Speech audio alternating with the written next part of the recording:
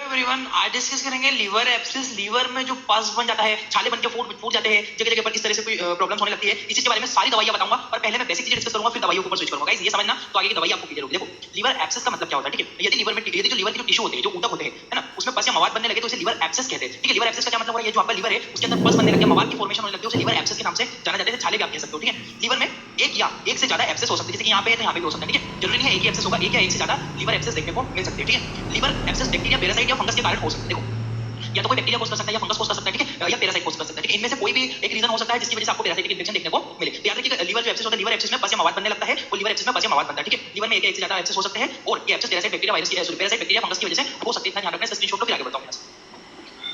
अब आते हैं हम लोग लीवर एब्सिस के कुछ सिम्टम्स के बारे में, ठीक है। अपर राइट एब्डोमेन पेन, सबसे पहला जो सिम्टम देखने को मिलेगा अपर राइट, पेट के ऊपरी दाहिने हिस्से में, ठीक है। जो लीवर होता है हमारा, वो किस साइड पे होता है? दाहिने हिस्से में, ठीक है। तो अपर यानी कि ऊपर वाले, अगर आपको पेट की डिटेल से जानना है ना, कहां पे दर्द होता है, कहां पे नहीं होता है, तो मेरे चैनल वीडियो डाली हुई है, वहां पे जाकर पढ़ लो। तो आपके अपर एब्डोमेन के राइट साइड पे, ठीक है, दाहिने साइड पे, यहाँ पे आपको पेन या दर्द देखने को मिल सकता है लीवर एब्सिस में। हाई फीवर, अत्यधिक बुखार आएगा, ठीक है। लीवर एब्सिस जब भी होता है तो मरीज को हाई फीवर आएगा। इस मेडिसिन बताऊंगा मैं, है ना, आगे।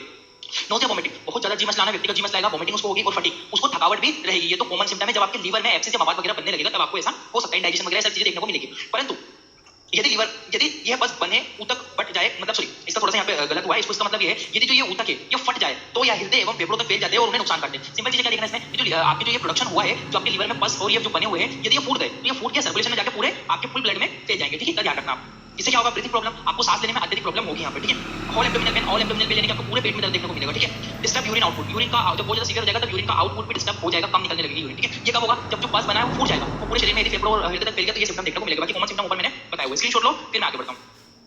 अब इसके कॉज, लीवर जो एब्सिस है इसके क्या कॉजेस हो सकते हैं, ठीक है। इसके बाद मेडिसिन बताऊंगा, ठीक है। ड्रिंकिंग एल्कोहल, यहाँ पे सिंपली अगर कोई शराब वगैरह पीता है तब भी आपको देखने को मिल सकता है। डायबिटीज, यदि शुगर वगैरह बहुत ज्यादा हो गई ना, तो शुगर वगैरह में भी ऐसा हो सकता है। एड्स, किसी को एड्स वगैरह की बीमारी है तब भी हो सकता है। कीमोथेरेपी, यदि किसी को कैंसर है ना, कोई और कैंसर है, वो कीमोथेरेपी ले रहा है, ठीक है। कीमोथेरेपी क्या होती है? जो कि हम लोग ट्रीटमेंट देते हैं, इसको सिंपली ट्रीटमेंट देते हैं कैंसर के लिए। बट अगर इन केसेस यदि कीमोथेरेपी हमने दी और उसमें क्या हुआ कि आपको लोड ओवरडोज आगे पीछे हो गया, कोई मेडिकेशन ने साइड इफेक्ट कर दिया, तब भी आपको ये देखने को मिल सकता है लीवर एब्सिस, ठीक है। स्क्रीनशॉट ले लो, फिर आगे बढ़ता हूं।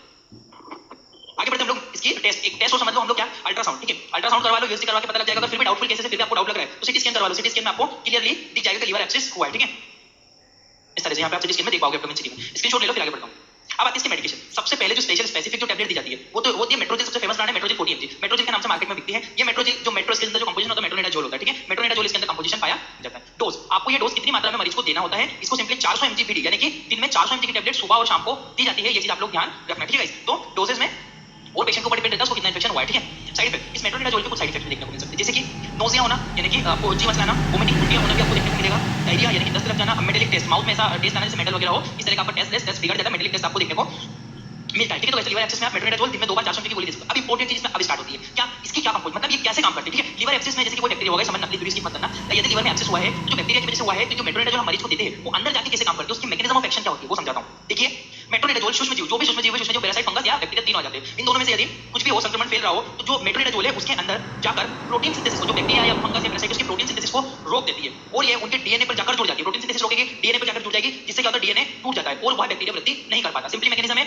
हमने मरीज को मेट्रोनिडाजोल दिया, मेट्रोनिडाजोल अंदर गया, जो हमारे लीवर में बैक्टीरिया कोस कर रहे हैं इन्फेक्शन, लीवर एब्सिस, उनमें घुस गया, बैक्टीरिया के अंदर घुस गया मेट्रोनिडाजोल, उसकी उनकी प्रोटीन सिंथेसिस को तोड़ देगी, प्रोटीन नहीं बनने देगी डीएनए का, ठीक है। और डीएनए का प्रोटीन नहीं बनेगा, डीएनए में जाके जुड़ के उसको फ्रेगमेंट में कन्वर्ट करेगी। इसको आप ऐसे समझ सकते हो, ये देखो जरा, ये है आपका बैक्टीरिया इनसाइड ऑफ माइक्रोऑर्गेनिज्म के अंदर। मेट्रोनिडाजोल आई, मेट्रोनिडाजोल अंदर प्रवेश करी, किसके अंदर प्रवेश करी? बैक्टीरिया के अंदर। जब अंदर प्रवेश करेगी तो ये metabolite with the reduction of at 5 nitrogenous base, जो डीएनए में आपको स्ट्रक्चर पढ़ा हुआ 5 नाइट्रोजनस बेसेस होते हैं, उससे जाके जुड़ जाएगी। और डीएनए, ये बैक्टीरिया का डीएनए, हमारा डीएनए नहीं, ये बैक्टीरिया का डीएनए जुड़ेगी, और यहाँ पे देखो डीएनए फ्रेगमेंट, और जब जुड़ी ना वो, तो डीएनए क्या हुआ, टूट गया। और जब भी बैक्टीरिया का डीएनए टूटेगा तो प्रोटीन नहीं बना पाएगा, प्रोटीन नहीं बना पाएगा तो उसकी सेल वॉल नहीं बनेगी, सेल वॉल नहीं बनेगी तो बैक्टीरिया मर जाएगा, वो बैक्टीरिया मर जाएगा तो इन्फेक्शन नहीं होगा, लीवर एब्सिस ठीक हो जाएगा। समझ में आया? तो इस तरह से मेट्रोनिडाजोल का एक बेसिक मैकेनिज्म ऑफ एक्शन होता है, ये ध्यान रखना। ले स्क्रीनशॉट पे आगे बढ़ो। नेक्स्ट मेडिसिन आती है, यदि आपके मेट्रोनिडाजोल टैबलेट का इफेक्ट कम हो रहा है, यदि पेशेंट की हालत गंभीर है, तब हम मेट्रोनिडाजोल इंजेक्शन आईवी यूज कर सकते हैं। इस तरह का कंपोजिशन बना बनाया मार्केट में मिल जाता है, ठीक है। कंप्लीटली जैसे कि पैरासिटामोल इन्फ्यूजन आता है ना, उसी प्रकार से इसका भी इन्फ्यूजन बना बनाया आईवी मिल जाता है मेट्रोनिडाजोल। ये इंजेक्शन 500 mg का होता है, दिन में इसको 2 बार दिया जाता है, मरीज की कंडीशन पे डिपेंड रहता है। एक्सटेंड इसको 5 डे 6 डे तक डॉक्टर चलाते हैं, वो पेशेंट की डिपेंड करता है कि पेशेंट की हालत क्या है, ठीक है। नोजिया, वोमिटिंग, डायरिया और मेटेलिक टेस्ट जैसे साइड इफेक्ट इसमें देखने को मिल सकते हैं, ठीक है। चलो ये देखो सेफ मेडिसिन है, वैसे तो नहीं होता है, बट इस तरह के कभी-कभी बहुत ही कम रेयर केसेस में साइड इफेक्ट देखने को मिल सकते हैं, बिल्कुल माइनर लेवल पे, बहुत हाई लेवल पे नहीं, माइनर, ठीक है। स्क्रीनशॉट ले लो, मेट्रोनिडाजोल आईवी भी आता है। सेम मैकेनिज्म ऑफ एक्शन होगी, ड्रग जाएगा अंदर, जाएगा metronidazole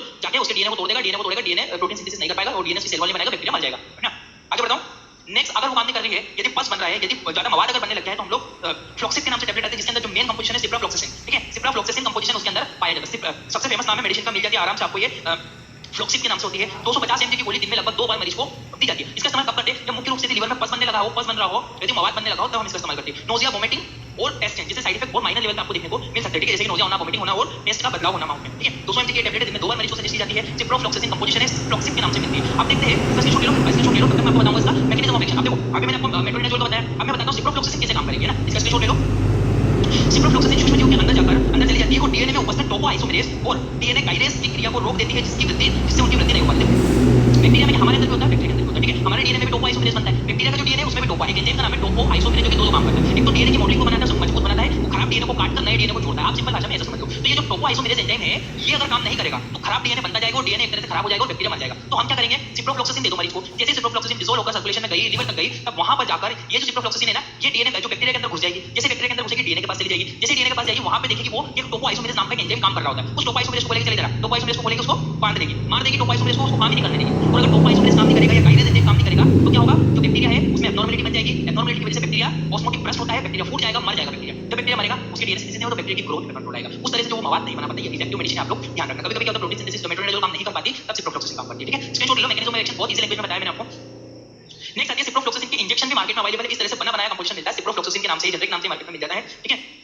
ciprofloxacin injection IV infusion में देते हैं। 200 mg का इंजेक्शन यूज किया जाता है। नोजिया, वोमिटिंग, टेस्ट चेंज जैसे साइड इफेक्ट देखने को मिलते हैं। नेक्स्ट हम ट्रामाडोल इंजेक्शन का इस्तेमाल करते हैं, बट कब करते हैं? यदि ज्यादा दर्द, यदि मरीज को ज्यादा दर्द हो रहा है, पेट में एब्डोमेन पेन ज्यादा देखने मिल रहा है, तब ट्रामाडोल इंजेक्शन का इस्तेमाल किया जाता है। ये जो ट्रामाडोल है, ये ट्रामाडोल के नाम से मिल जाता है आपको मार्केट में। सॉरी, ट्रामाडोल के नाम से नहीं, ये ट्रोमोलिन के नाम से मिलता है। ट्रामाडोल कंपोजिशन पाया जाता है इसके अंदर। 50 mg एसओएस, एसओएस मतलब यदि आवश्यकता हो तो ही देना है मरीज को, डॉक्टर के सजेशन से डॉक्टर ही देते हैं इसको, ठीक है? डिजीनेस, इसके साइड इफेक्ट यदि देखने को मिलेंगे तो डिजीनेस, चक्कर आना, हेडेक, सर दर्द वगैरह देखने को मिलेगा। स्लीपिंग, नींद जैसी व्यक्ति को आएगी। नार्कोटिक मेडिसिन है, याद रखना, इससे हल्का सेडेटिव रहती है, डॉक्टर के सजेशन से लेते हैं, प्रिस्क्राइब मेडिसिन है, ठीक है? डॉक्टर के प्रिस्क्रिप्शन से यूज करना होती है। ले लो स्क्रीनशॉट, फिर इसके मैकेनिज्म पे पढ़ते हैं हम लोग। ट्रामाडोल कैसे काम करती है? सिंपल बात है। अब ट्रामाडोल का क्या काम है, पहले से समझो। ट्रामाडोल का काम है दर्द को रोक देना, दर्द को बंद करना। दर्द कैसे बंद होगा?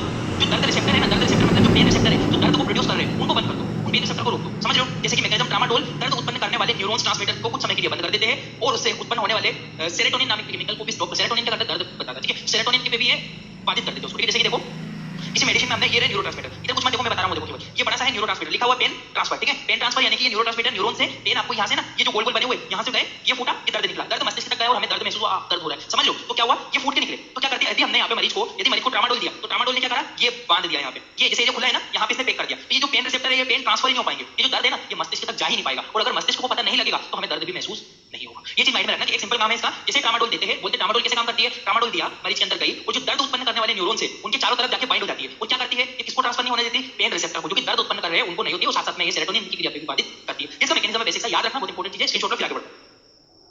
अब देखो प्रिस्क्रिप्शन, मैंने बहुत, आप मान लीजिए किसी को एब्सेस हो गया, आप उसको कैसे दवाई लिखोगे, ठीक है? यदि डॉक्टर है तो वो कैसे दवाई लिखेगा, आप उस पर्चे को कैसे पहचानोगे? सबसे पहले मरीज को टैबलेट मेट्रोनिडाजोल 400 mg बीडी दे दो।